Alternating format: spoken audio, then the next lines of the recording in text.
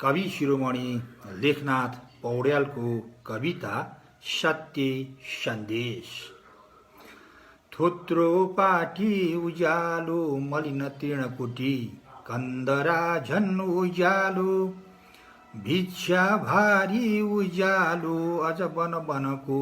साग सिस्नो उज्यालो फ्याङ्लो गुन्द्री उज्यालो वरपर घुमदा जीर्णकन्था उज्यालो तृष्णाको तृच्छ जालो मन बिच नभए जो मिल्यो सो उज्यालो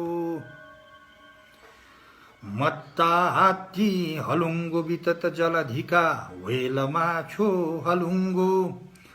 जङ्गी बेडा हलुङ्गो विकट कटकटी रेलगाडी हलुङ्गो शैल श्रेणी हलुङ्गो पृथुतम पृथ्वी गोल सारा हलुङ्गो यो ब्रह्माण्डै हलुङ्गो जब सब मनको तृष्णा लाग्छ टुङ्गो।